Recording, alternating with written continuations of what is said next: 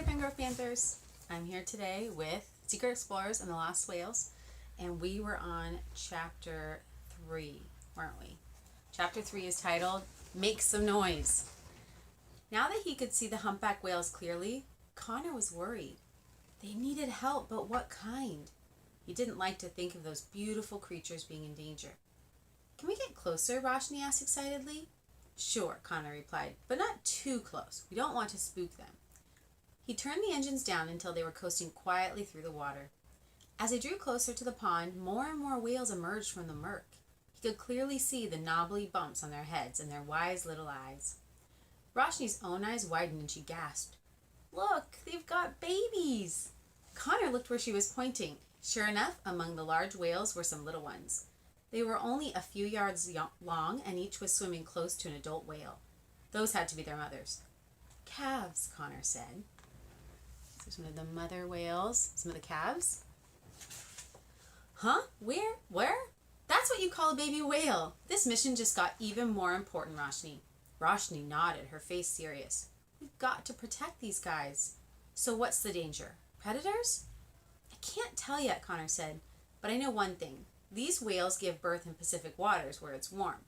So now they must be migrating south to Antarctica. The water there is cold, but it's full of krill for them to eat.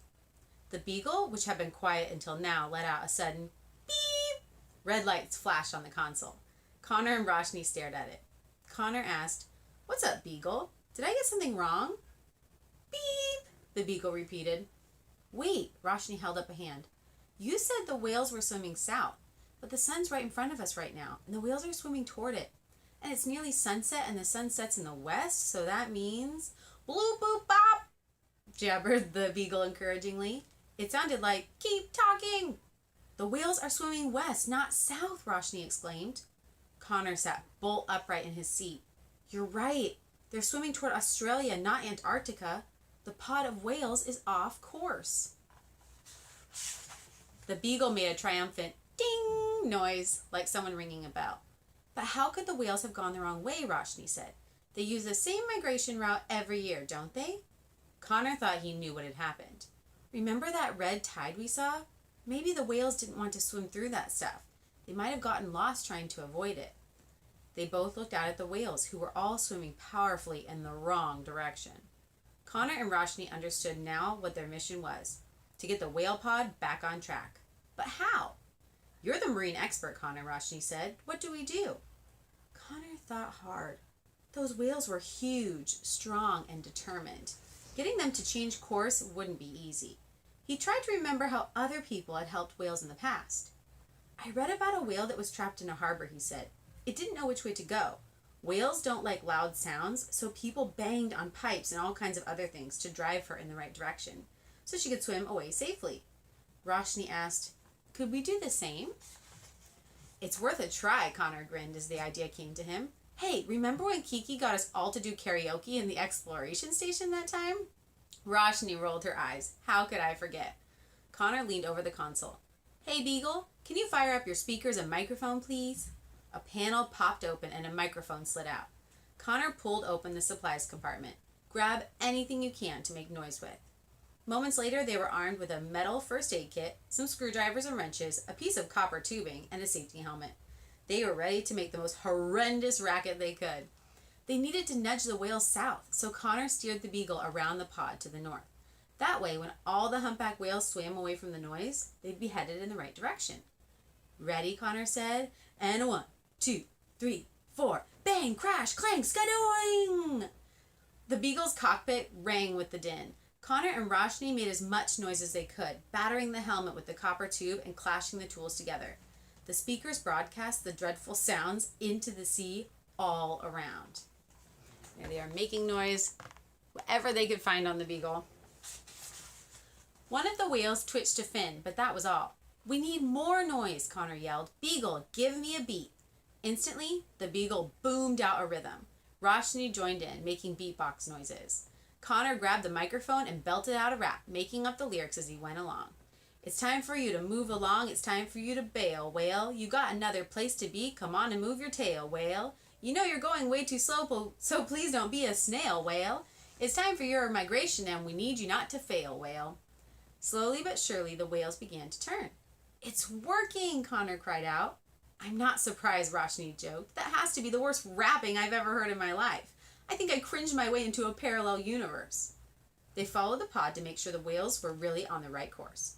Connor let himself relax a little. The whales would be okay now. He could just sit back and watch them swim. Now that he had the time to count them, he did. There were 18 adults and 3 calves. Roshni pointed. That one's swimming up to the surface. Is that okay? It's fine, Connor told her. Whales aren't fish. They're mammals like us, so they breathe air, not water. To do that, they go up to the surface every few minutes. So how do they breathe then, Roshni asked. Through blowholes on the tops of their heads, Connor explained. They're like big nostrils. There is the whale coming up for air. Roshni took a breath, held it as long as she could, then gasped for air. I don't think I'd make a very good whale, she wheezed. Connor chuckled. An adult humpback whale can last up to 45 minutes between breaths. Can you imagine? That's incredible, Roshni said. Listen, they're singing again. The haunting sound of whale song rippled through the water. Roshni listened in for a moment, her face frozen in wonder. Then she looked thoughtful, pressed some buttons on the Beagle's console, and opened an instrument panel. What are you doing? Connor asked. Recording the whale song, Roshni replied. It's so beautiful. I want to listen to it when we're back on land. Connor laughed. Okay, I admit, they're better singers than I am. Roshni glanced from her recording equipment over to the sonar screen. Hey, look, there's a whole bunch of signals up on the surface moving around. Could it be another pod of whales? Connor frowned. Maybe. We'd better go up and have a look. He gunned the engines and steered the Beagle to the surface. When they bobbed up, Connor was startled. They were much closer to Australia than he'd realized. He could clearly see land on the horizon. And the reason for the sonar signals? Boats! There were dozens of them on the water. Some had sails, some had motors, and they were all zipping along. Roshni said, the whales are going to need to come up for air, aren't they? What if they come up under those boats? It would be very bad news, said Connor seriously. We need to get the pod safely past these boats. Roshni, our mission's not over yet. Okay, you guys, that is the end of chapter 3. So they have solved one problem, but another one has come up. We'll find out what they do next week. Thank you.